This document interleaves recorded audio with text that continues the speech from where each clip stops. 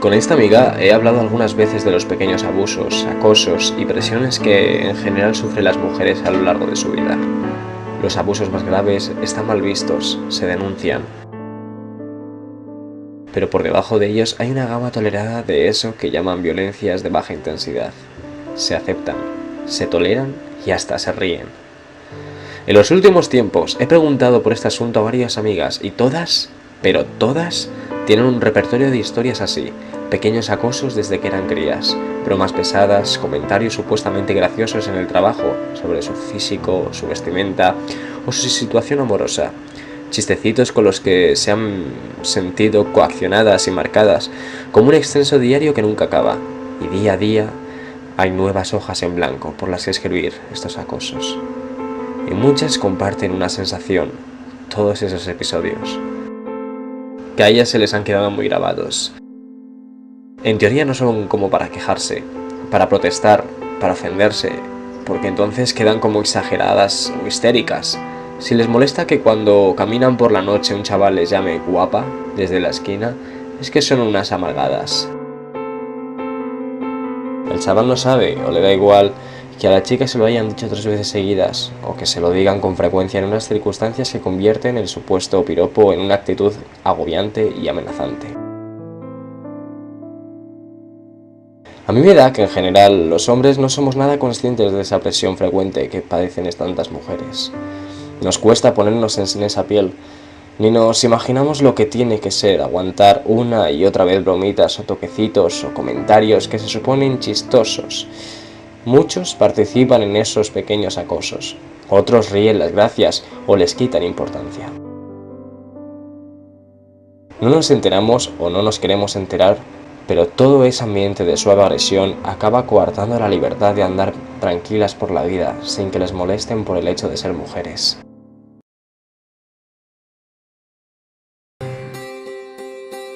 Durante milenios, el patriarcado ha propagado un modelo de construcción social basado en el principio de desigualdad natural entre los sexos, una desigualdad natural vinculada, en gran medida, a las distintas funciones que un sexo y otro tienen en la reproducción de la especie, y una desigualdad de la que derivan un modelo de construcción de la identidad individual y de las relaciones de género, fundamentadas en la superioridad del hombre respecto a la mujer. Esta construcción histórica se justificó durante siglos con argumentos naturales que legitimaban su carácter indefectible. Es decir, ese modelo de relación no se podía cambiar porque nacía de la propia naturaleza de los seres humanos.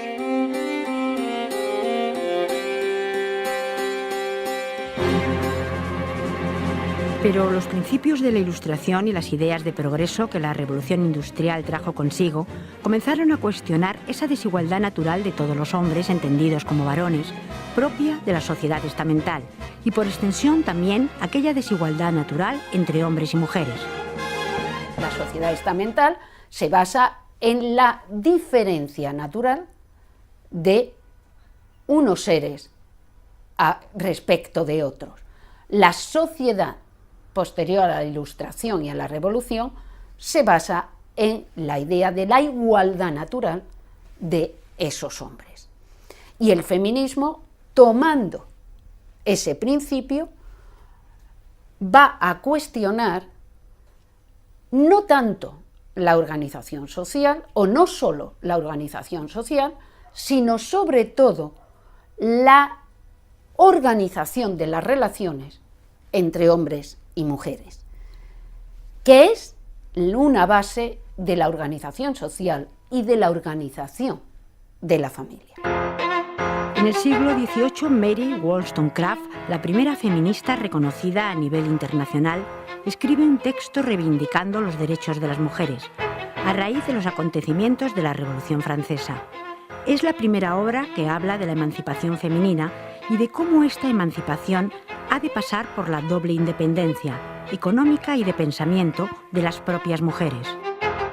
Y luego ya en el siglo XIX tendríamos el propio texto de Seneca Falls y la obra de otro filósofo liberal inglés, John Stuart Mill, que escribe en 1869 una obra llamada La esclavitud de la mujer, en la que afirma que la mujer representa el último resto de esclavitud que queda en la sociedad del momento, porque su situación se parece exactamente a la de un esclavo y que por tanto es preciso acabar con ella para que la mujer sea un ser humano como otro cualquiera. Concepción Arenal, la primera feminista española, empezaría a hablar también a mediados del XIX de la necesidad de cambiar el papel social de las mujeres,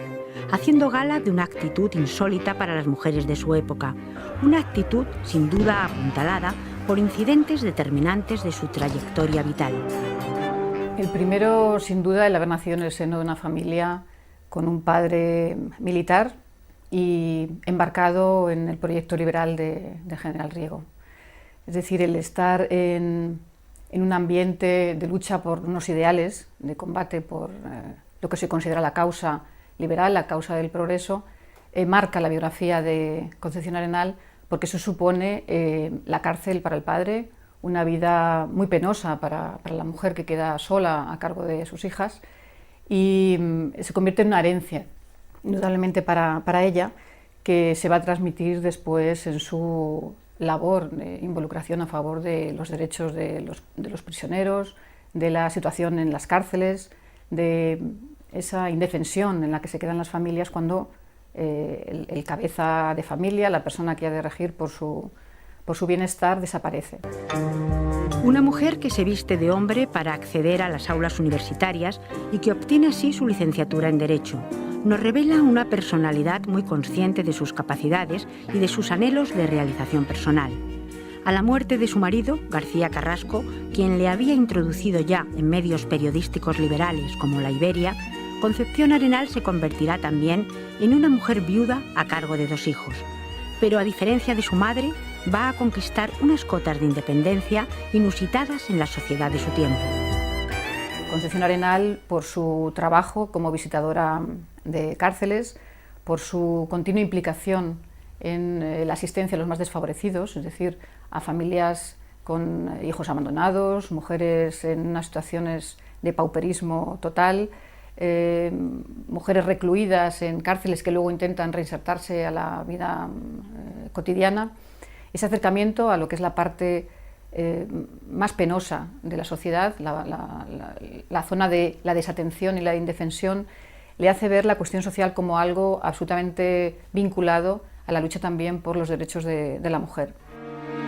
Augusto Bebel, en 1879, había revelado ya esta doble mirada en su obra La mujer ante el socialismo, haciendo una crítica a los primeros socialistas que habían entendido el sometimiento de la mujer como una expresión más del capitalismo. Pero Bebel plantea y precisa qué puede aportar el socialismo a la vida de las mujeres y qué pueden aportar las mujeres al socialismo. El feminismo español, lo mismo que el feminismo de cualquier otro país, no es algo que aparece por generación espontánea, sino que es fruto de una serie de cambios que tienen lugar primero en las sociedades a nivel general y luego en la vida de las mujeres. Los cambios de las sociedades fundamentalmente vienen determinados por el triunfo del industrialismo económico, por los avances educativos y por el establecimiento de una sociedad de clases, una sociedad en la que el puesto del individuo no está tanto determinado por su familia de origen como por sus propias capacidades. Pero hay otro cambio aún más crucial para la época que se desprende también de los principios ilustrados. La democracia es el sistema político que da la soberanía al pueblo, convierte a los súbditos en ciudadanos y a los gobiernos en entidades dependientes del voto de todos los hombres, entendidos estos como varones. Por lo que esta transformación histórica, siendo revolucionaria, seguirá excluyendo a las mujeres, que serán ciudadanas en calidad de mujeres del ciudadano, pero no por remitir a un sujeto de derecho propiamente dicho. Junto a esos cambios globales hablábamos de que para que aparezca el feminismo hace falta unos cambios de tipo concreto que afecten a la población femenina. Esos cambios que afectan a la población femenina van a ser, por un lado, su incorporación al mundo laboral, que les hace adquirir un elemento fundamental, que es la independencia económica con respecto a los varones de la familia. Y al mismo tiempo, como esa incorporación se hace en desigualdad de condiciones con el hombre, las mujeres activan su conciencia y se preguntan por qué esa desigualdad si vivimos en un mundo basado en el principio de la igualdad. En esta línea de cambios irá cambiando también la idea que la mujer tiene de sí misma. El concepto tradicional de ángel del hogar irá cediendo espacio a un nuevo concepto de mujer capaz de formarse, de educarse y de ganar su propio sustento. Esa idea de sí misma, apoyada por algunos sectores del liberalismo más progresista, va a ser crucial para el surgimiento del movimiento feminista. Emilia Pardo Bazán, que era una mujer tan inteligente, tan extraordinariamente inteligente, es muy consciente de que ella va al núcleo del problema que tienen las mujeres en su época, que el núcleo no es solo no tener derechos políticos, no tener acceso a la educación, el núcleo es otro, del que se derivan luego esas consecuencias sociales. El núcleo es que a las mujeres no se les considera personas que puedan tener un proyecto de vida propio. Ser una mujer no se define en relación a un ser humano autónomo, sino que ser una mujer es ser en relación a los demás. Vivir una vida humana es elegir, porque al elegir pones en marcha todas tus facultades, digamos, superiores, la voluntad, la inteligencia, la sensibilidad, el afecto. Entonces, ella lo que ve es que a las niñas se las educa en la sumisión, en la pasividad y en no elegir nada, sino en ser condiciones materiales e ideales de posibilidad de las vidas de los demás, fundamentalmente de los hombres. Emilia Pardo Bazán nace en el seno de una familia acomodada, con un padre muy favorable a la educación femenina, lo que le llevará a estudiar en el Liceo Francés de Madrid y a manejarse en muy poco tiempo en varias lenguas. Y aunque contrae matrimonio a los 16 años y pronto será madre de 3 hijos, su amor por la literatura y por el ambiente intelectual le lleva a separarse de su marido, a convertirse en una mujer cosmopolita y en una escritora ejemplar. Se están industrializando a marchas forzadas Inglaterra, Francia, las ideas republicanas o las ideas liberales están adueñándose de Europa, y España es que en el siglo XIX se mete en un lío entre el enfrentamiento entre conservadores y liberales, del que los conservadores salen casi siempre triunfantes, y lo que ve Emilia Pardo Bazán es que la situación de las mujeres es un factor de progreso fundamental en las sociedades europeas. Y es que España se está quedando fuera de Europa al sumirse en un conflicto político estéril que obstruye el progreso general de la sociedad. Y las mujeres serán las primeras víctimas de este atraso y de las ideas de desigualdad del no tan extinto antiguo régimen que seguirá frenando su acceso al espacio público. Emilia Pardo Bazán decía que las mujeres que quieren tener una actividad y una visibilidad, como diríamos hoy en día, deben aspirar no solamente a ser escritoras reconocidas, sino a ser mujeres capaces de opinar y de hablar en público. Dice que la mujer, independientemente de su estado, es decir, de su estado como esposa, de su estado como madre, es un ser, es una entidad independiente que ha de construirse precisamente como persona consciente y como persona útil. Y después, con esas ganancias, puede ser útil a la sociedad y puede ser útil a su entorno. Un concepto de persona y de mujer enraizado profundamente al ideario de la Institución Libre de Enseñanza y a su proyecto de reforma social. Un proyecto que contaba con la participación de la mujer como madre, como maestra y como pieza clave en el nuevo modelo de sociedad que se estaba fraguando. La propuesta de Concepción Arenal para que la mujer consiga superar esa situación en la que se encuentra pasa siempre por una involucración en el espacio social. Continuamente está recordando que la sociedad no permite a la mujer un activismo. La primera reivindicación, y es muy llamativa que esta sea, es que la mujer se tiene que asociar. tiene que salir de su estado de prostración, de su estado solitario, y tiene que unirse a otras mujeres para intentar hacer el bien. Siendo ya visitadora de cárceles, funda la constructora benéfica y participa en la organización de la Cruz Roja del Socorro para los heridos de las guerras carlistas. En este sentido, Concepción Arenal va a insistir en la idea de la mujer como ser moral,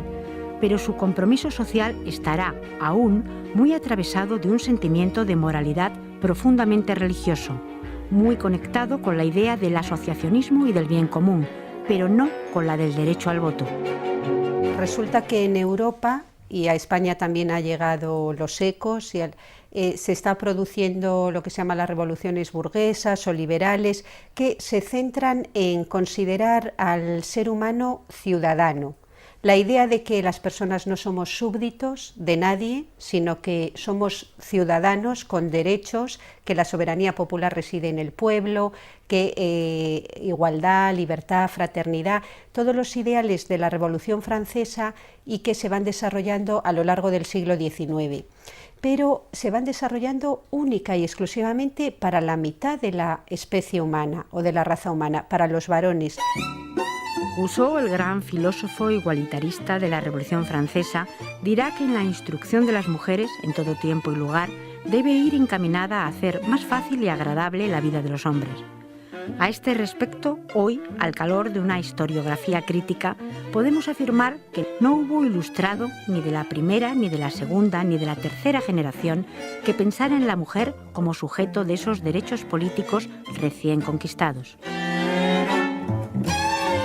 Cuando aparecen las primeras voces de las sufragistas, los sectores políticos más progresistas, como los socialistas utópicos, adoptan una posición ideológica favorable al reconocimiento del voto femenino, pero es solo de palabra, porque existe un miedo callado y atado a un convencimiento secular, y es la idea de que todas las mujeres son, por naturaleza, conservadoras, independientemente de la clase a la que pertenezcan. Pero en España el movimiento feminista no devendría en la vertiente sufragista del mundo anglosajón hasta bien entrado el siglo XX. Primero, porque el voto femenino no tendría el mismo significado para las feministas españolas y para las anglosajonas, que hablaban del sagrado derecho al voto. Segundo, porque el sistema político español era una democracia profundamente débil, en la que el voto no servía tanto para promover un cambio de gobierno como para controlar los resultados electorales y alimentar aquel caciquismo proverbial. En este sentido, las españolas no veían o no podían ver el voto como el instrumento que les iba a permitir influir en el gobierno para cambiarlo. Y esa fue una de las razones por las cuales el sufragismo y el sufragio no se empieza a pedir para las españolas hasta bien entrado el siglo XX. Y no hay un movimiento sufragista de la misma forma o parecido al que hay fuera de nuestras fronteras. Tampoco tenemos una burguesía progresista que defienda el principio de la igualdad de todos los seres humanos, ni un desarrollo educativo adecuado capaz de reducir el índice de analfabetismo que a comienzos del siglo XX estaba todavía por encima de los 2/3 para la población femenina. Concepción Arenal, que tanto había luchado para que las niñas pudieran estudiar, que pudieran tener una profesión, como dice ella, para que no tengan que estar prostituidas en las calles a los 14 años porque no se les deja tener ningún otro empleo ni otra forma de ganarse la vida. Concepción Arenal luego evoluciona y dice, pues ahora pienso que las mujeres no hay nada que obstaculice nuestro derecho al voto. ¿Por qué no vamos a tener derechos políticos si somos personas? Y a pesar de la discriminación que operaba también en los círculos intelectuales, sería la primera académica de Ciencias Morales y Políticas, invitada a debatir sobre la reforma del Código Penal en España y a defender sus obras en congresos internacionales del mundo del derecho, la antropología y la educación.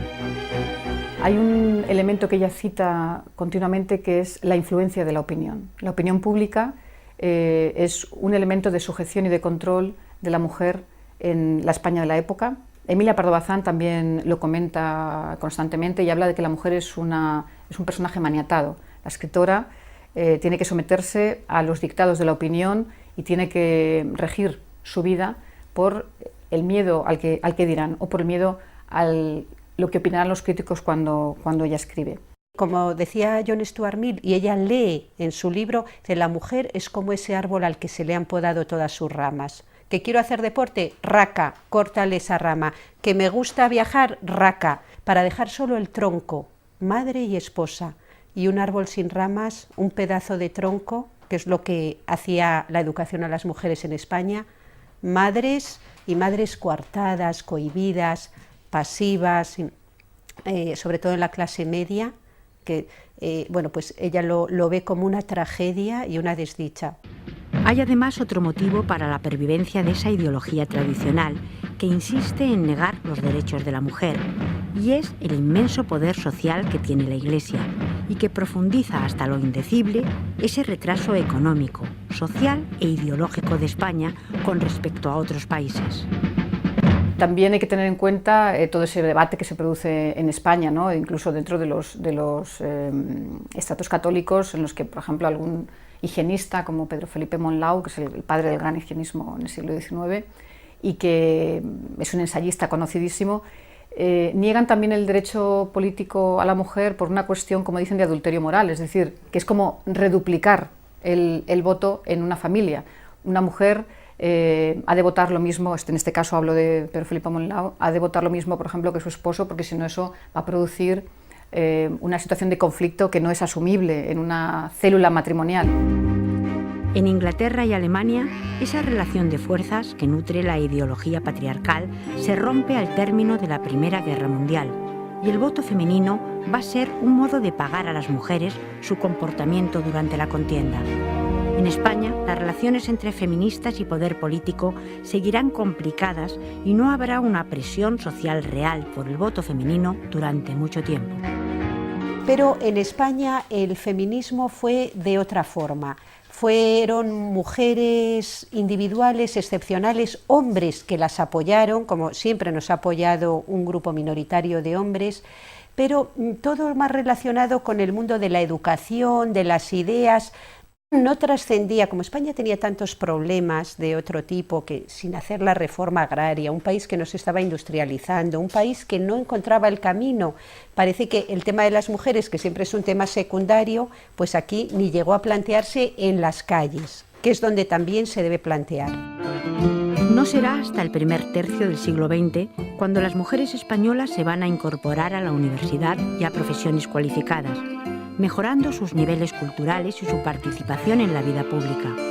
Son las primeras mujeres en liberarse del yugo histórico. Algunas han sido recientemente incorporadas a la historia, otras, como Concepción Arenal y Emilia Pardo Bazán, nuestras pioneras, quedaron desdibujadas durante décadas por un romanticismo vacío y simplón. Emilia Pardo Bazán es sobre todo una mujer absolutamente desconocida. Por varias razones, pero una fundamental yo creo que porque es una mujer y las mujeres carecemos de genealogía. Toda la historia de las mujeres que nos han precedido, lo que hicieron, lo que lucharon para que se les reconociese como seres humanos, para poder realizar algún otro papel que el destino que les tenía resguardada la sociedad patriarcal.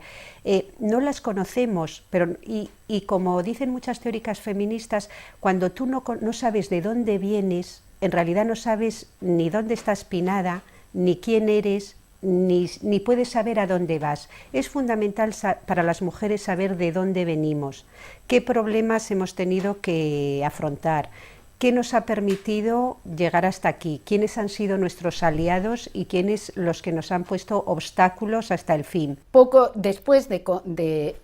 Emilia Pardo Bazán aparece todo un bloque de mujeres que van naciendo entre los años finales del siglo XIX, 1870, 1900, que van a ser las grandes escritoras feministas del comienzo del XX. Piénsese en María Lejárraga, más conocida como María Martínez Sierra, piénsese en Margarita Nelken, en Clara Campoamor, toda una legión de mujeres que van a ser el eje del movimiento feminista de comienzo del siglo. feminismo español, que no podremos llamar sufragismo, hasta los albores de la Segunda República, fue, como en la mayoría de los países que acogieron el movimiento, la única revolución pacífica y permanente, con un continuo histórico prolongado. Una revolución que supuso, aunque tardaría mucho en dársele esta lectura, una conquista de las mujeres para toda la sociedad. Tradicionalmente el papel de la mujer era fundamentalmente de esposa y de madre. Esto era así desde siglos atrás, por lo que realmente uno de los principales frenos que tenía la mujer para acceder a la educación venía principalmente de sus propias familias. Era muy difícil para una mujer convencer a sus padres de que le dejaran salir un poco de esa rutina del casamiento y la maternidad para comenzar otro camino intelectual. Por otro lado, también había un freno importante por parte de la propia Iglesia, sobre todo en lo que se refiere a ciertas educaciones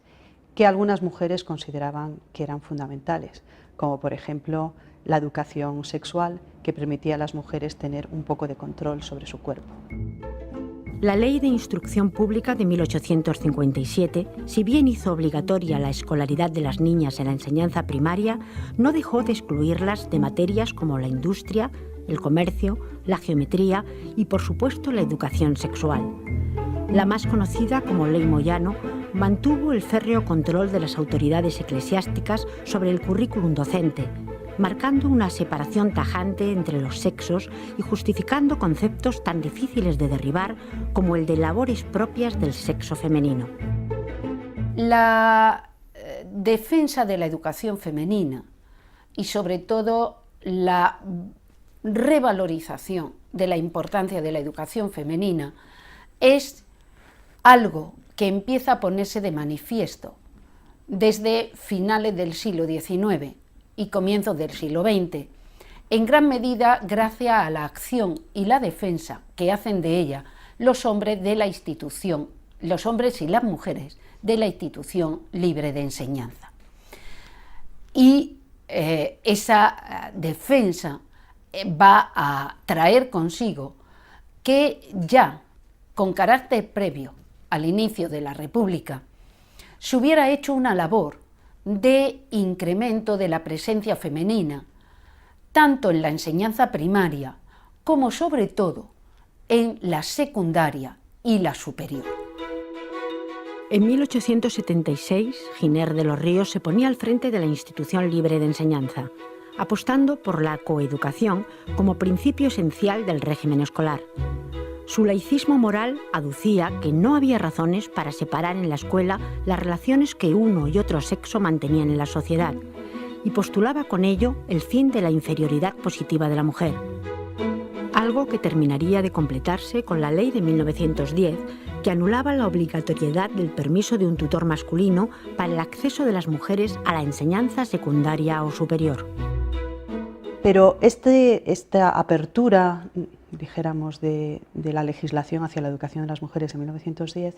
comienza a concretarse en ciertas instituciones que lo permiten abiertamente. Las principales de ellas tienen que ver con la Junta para Ampliación de Estudios, que se crea en 1914 y que permite a más de 2.000 mujeres educarse fuera de España, ampliar sus estudios fuera de España. Esto es muy importante, no solamente porque es un sistema de becas que abre la cabeza, abre la vida a la vida científica y también cultural. Este nuevo organismo nacía de los anhelos de la Institución Libre de Enseñanza por impulsar una educación integral del ser humano. La Junta de Ampliación de Estudios enviaría, a pesar de los trastornos de la Primera Guerra Mundial, a más de 1.500 españoles a centros de investigación extranjeros, hombres y mujeres que a su regreso se encargarían de combatir la atonía educativa, cimentada aún por las vigas maestras del patriarcado y de la Iglesia Católica. Después de la guerra, sin embargo, van a proliferar toda una serie de asociaciones en España. Fundamentalmente va a estar la AMME, lo que es la Asociación Nacional de Mujeres Españolas, que surge en 1918 y que va a defender derechos concretos para las mujeres,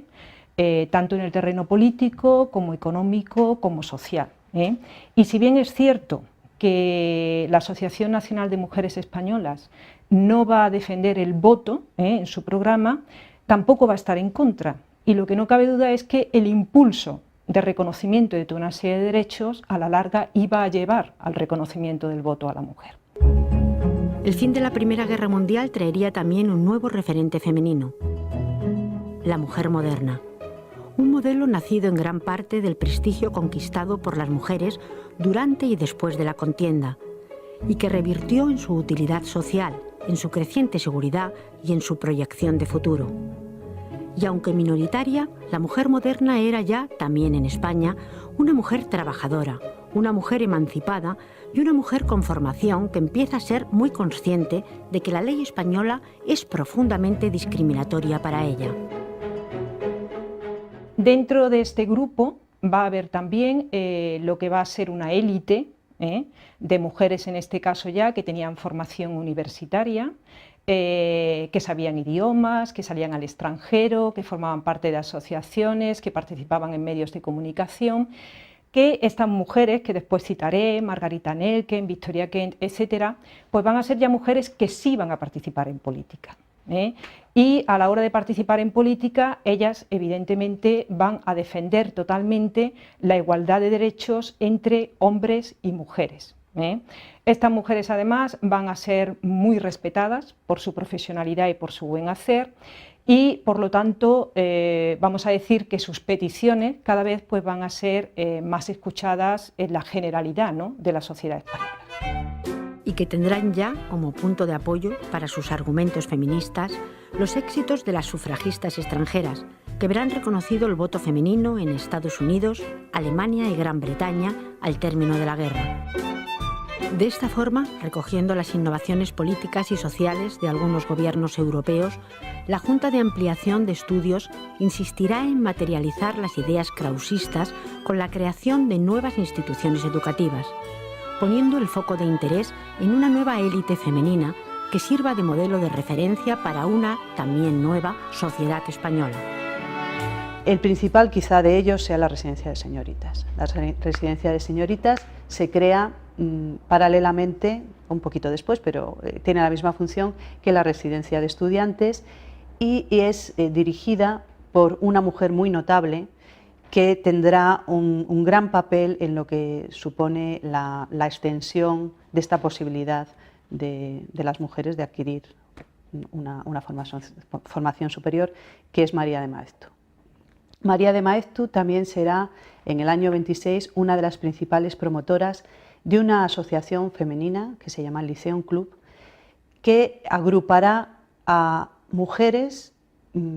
Es una asociación que está hecha por mujeres, dirigida por mujeres y fundamentalmente va hacia mujeres, pero digamos que supone un lugar de encuentro para las mujeres donde entran hombres como iguales, ¿no?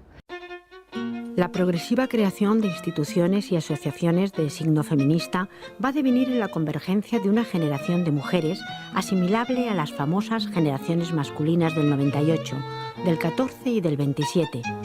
Pero este colectivo de mujeres ejemplares no dejará de representar una élite separada del conjunto de la sociedad española, todavía sujeta a un imaginario moral profundamente cristiano. No obstante, y puesto que la ley lo permite, cada vez son más las mujeres que acceden a una educación superior y que verán en el advenimiento de la Segunda República la oportunidad de vincular sus estudios a un desarrollo profesional. Lo que aporta la República, sobre todo en el ámbito de la educación femenina, es una intensificación de ese proceso de presencia de las mujeres en las aulas universitarias. De forma que entre 1930 y 1935 va a aumentar el número de mujeres en las aulas en más de 1000 estudiantes, que para un periodo de 5 años es un número muy significativo teniendo en cuenta la situación española. Y lo que también va a aportar es un aumento del número de mujeres en la investigación. Como profesoras de enseñanza secundaria de bachillerato sobre todo, y incluso como profesoras de la universidad. Por eso los políticos republicanos llegan con un amplísimo plan de reformas, con un amplísimo programa de reformas de tipo económico, de tipo social, de tipo militar, de tipo religioso, porque se va a declarar un Estado laico y se va a abogar por la separación Iglesia-Estado. Y en ese amplísimo programa de reformas va a entrar también por parte de algunos, ojo, no de todos los políticos de la República, pero sí de algunos, va a entrar también el reconocimiento de aquellos derechos que no tienen las mujeres, como el político, o el fin de aquellas leyes que seguían discriminando a nivel civil o a nivel penal a las mujeres. Y ese cambio de clase política, o por lo menos de una parte de la clase política, va a ser fundamental porque va a incentivar la participación política de las mujeres y, por tanto, el avance hacia un feminismo de la igualdad. Un feminismo que aún se encontraba entre bastidores, a medio camino entre lo exótico y lo siniestro, incluso para las mentes más progresistas, pero al que la Segunda República dará carta de naturaleza al concretarlo en un marco jurídico excepcional. La Segunda República va a desarrollar toda una vorágine legislativa que va a cambiar sustancialmente todo lo que es el marco regulatorio en torno a la mujer en España. Estamos hablando del reconocimiento del voto, estamos hablando del reconocimiento del matrimonio civil, estamos hablando también del reconocimiento del divorcio, además con una legislación bastante progresista, lo que existía en Europa en ese momento. Estamos hablando también del reconocimiento del derecho a la patria potestad sobre los hijos de las mujeres, la eliminación del delito de adulterio para las mujeres, toda una legislación laboral ingente, que tiene que ver con igualdad de salarios entre hombres y mujeres, protección a la mujer en la maternidad. Incluso en aspectos que siguen siendo parte del debate político-moral del presente, como la prostitución, el uso de anticonceptivos y la despenalización del aborto. En este sentido, y a pesar de que la visibilización de las mujeres, tanto en la esfera educativa como en la institucional, había dado pasos de gigante en la sociedad española, el reto que debía seguir a los cambios legislativos era algo mucho más sutil y complejo, un cambio en la mentalidad. Algo que tenía que ver con la vindicación de igualdad entre los sexos como uno de los principios constituyentes del sistema democrático recién conquistado, pero que tardaría mucho en filtrarse a los comportamientos sociales cotidianos. Hasta en 1931 habíamos tenido una democracia sometida a ciertas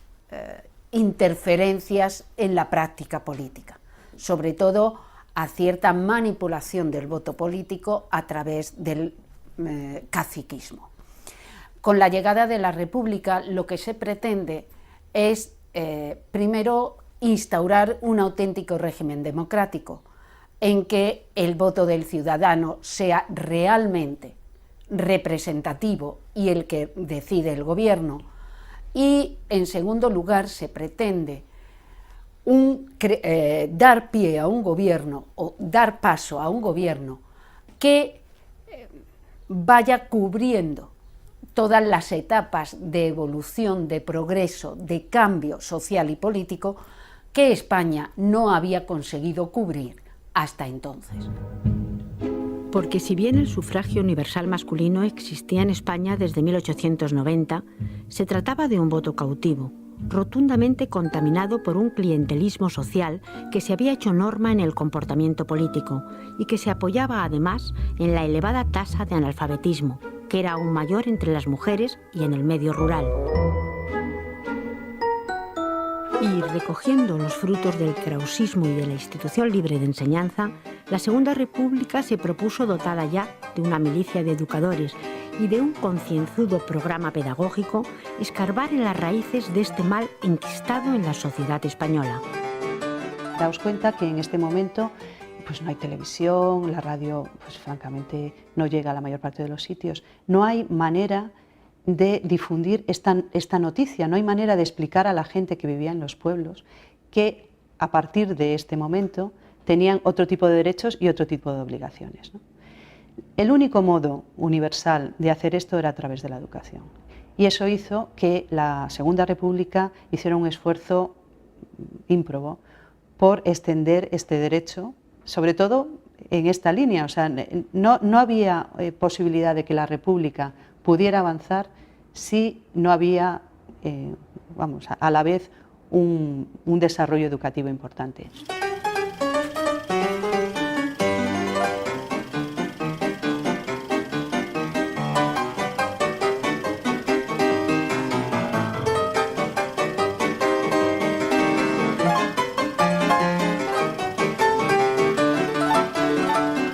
En las misiones pedagógicas se integran mujeres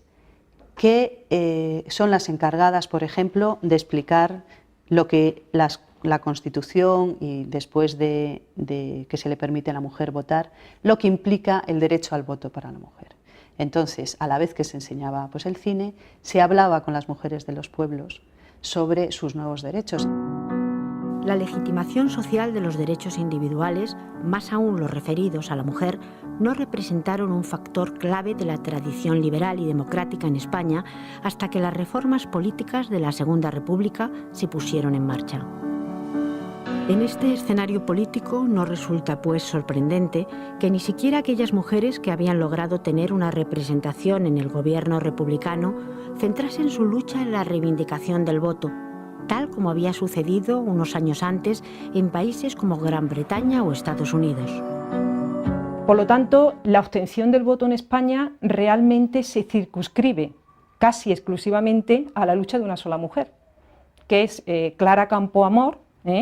que lo que va a ser en las Cortes Constituyentes Republicanas se va a enfrentar en este caso a todo lo que eran prácticamente todos los partidos políticos que estaban representados en esas Cortes, incluso a sus correligionarias, como Victoria Kent, por ejemplo, a miembros también de su propio partido político, y va a defender el derecho, el reconocimiento del derecho al voto de todas las mujeres españolas. Años después, Victoria Kent explicaría en una entrevista a televisión por qué decidió negar su apoyo al voto femenino en 1931. Yo decía, la mujer necesita un ideal y eso hay que inculcarle el ideal que creamos que es conveniente para nuestra patria. Y en el caso de España tenemos que tener muy presente que el movimiento feminista va a ser un movimiento dividido. Vamos a tener por una parte lo que es un movimiento feminista progresista, donde estarían partidos políticos detrás como es el PSOE, el Partido Comunista y los anarquistas, e incluso aquí tenemos que hablar que hay diferencias entre los anarquistas y los socialistas. Los anarquistas de hecho no quieren hablar de feminismo, su mensaje es un mensaje mucho más universal. Después estaría lo que sería el feminismo conservador, que vamos a decir la asociación más importante que representa este feminismo conservador es la Asociación Nacional de Mujeres Españolas, que era un feminismo conservador, católico, independiente, nacionalista, pero que, como he dicho antes, pues va a pedir derechos concretos y a reclamar derechos concretos para las mujeres en todos los ámbitos. La Constitución de 1931, aunque sigue entendiendo a la mujer como esposa y madre y al Estado como garante de la protección de la maternidad y la infancia, da un paso hacia el entendimiento de una feminidad más moderna, al difundir, por ejemplo, una idea de igualdad legal en el matrimonio y en el acceso a puestos de responsabilidad en la esfera pública. El acceso de la mujer a la educación implicaba también una transformación de lo que los hombres podían pensar de ellas.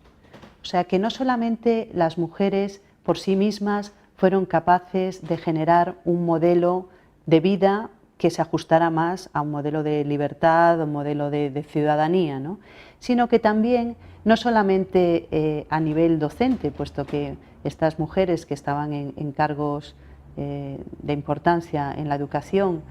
y también las maestras, o sea, el papel de las maestras es fundamental como generador digamos, de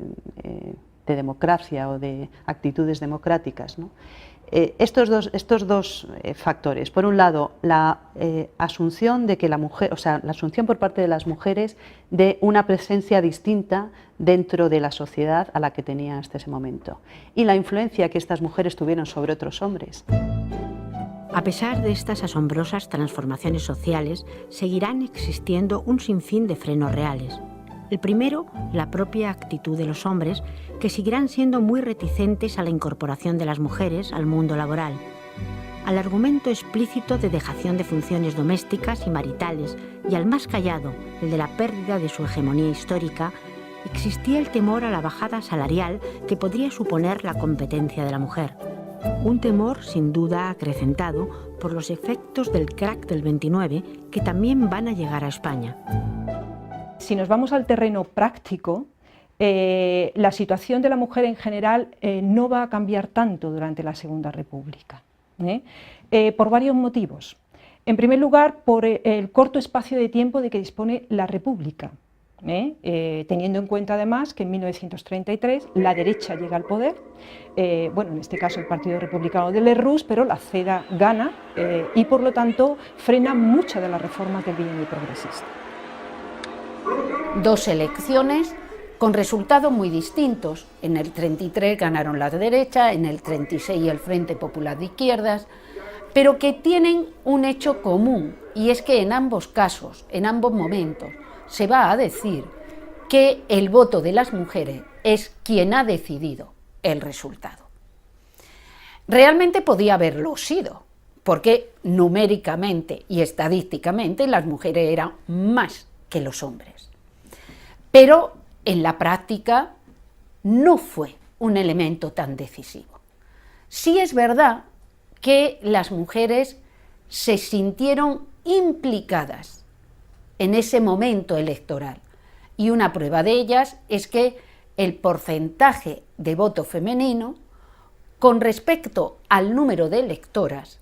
va a ser un porcentaje bastante alto. Y aunque las mujeres participaron en gran medida en aquellas primeras elecciones, también se abstuvieron más que los hombres. Hoy resulta evidente que las mujeres no hicieron sino reforzar con su voto la tendencia política general, y que fueron otros factores como el reparto de fuerzas políticas, las alianzas o confrontaciones entre ellas y el ejercicio estéril al que el poder se había acostumbrado, los que decidieron el resultado electoral. El breve periodo de tiempo que existió la Segunda República significó que se pusieron en marcha muchos cambios de cara a las mujeres, sobre todo de tipo legal,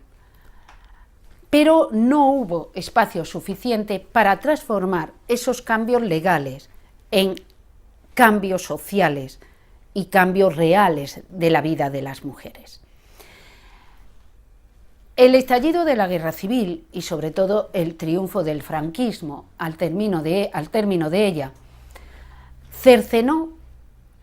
de momento el que esos avances pudieran continuarse y transformar la vida de las mujeres. Las exiliadas se llevaron con ellas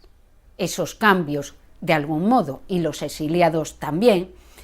y trataron de custodiarlos para que en otro momento, en algún otro momento, pudieran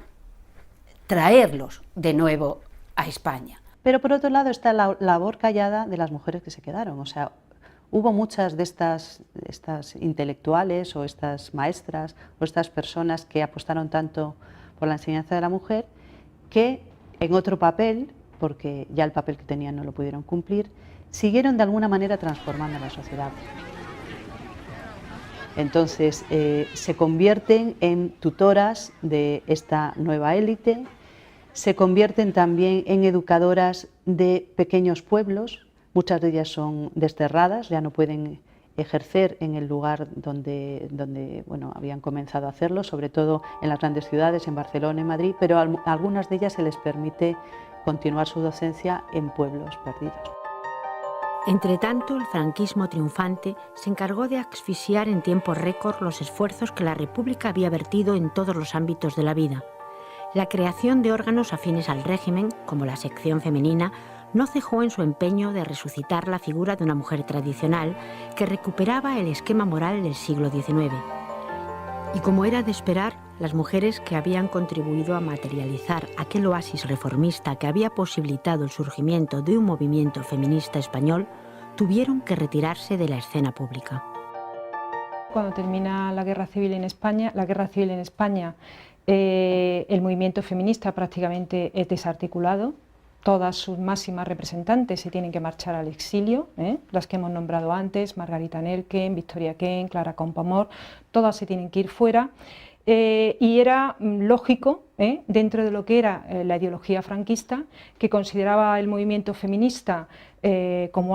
una especie de algo satánico, e incluso antinatural. Ellos consideraban que la sumisión de la mujer al hombre era algo creado por Dios y por lo tanto a eso no había ningún tipo de discusión.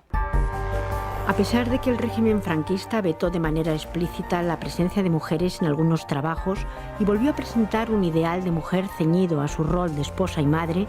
la presencia femenina en los centros de educación superior siguió en aumento durante las primeras décadas del régimen. Bien es cierto que en la mayoría de los aspectos de la vida política y social se volvió atrás y la mujer quedó de nuevo sujeta al yugo de la familia patriarcal. El logro de este feminismo, entre comillas, pues no va a ser muy grande, primero porque nos vamos a encontrar que gran parte de lo que es la legislación franquista se va a mantener, que es discriminatoria contra la mujer, el caso del adulterio, el caso de que la mujer tuviera que pedir permiso al marido para abrir un negocio, para hacer una compra, etc. Y por otra parte, el mensaje de estas feministas va a llegar a un número muy reducido de personas. Por lo tanto, vamos a decir que la vuelta al feminismo de la Segunda República, con sus matizaciones, no se va a producir hasta llegar a la democracia a España. En otros países, el movimiento feminista, el proceso de emancipación femenina, ha sido un continuo histórico desarrollado sin solución de continuidad desde mediados del siglo XIX hasta hoy. En España hubiera ocurrido esto, hubiéramos tenido un movimiento que empezó algo más tarde que en otros países, pero que hubiera seguido desarrollándose de forma continua hasta hoy. Al estallar la guerra civil y la victoria corresponder al franquismo, ese proceso se interrumpió y las mujeres españolas hemos tenido que repensarnos y reiniciar el movimiento emancipatorio con 40 años de retraso de nuevo, ¿no?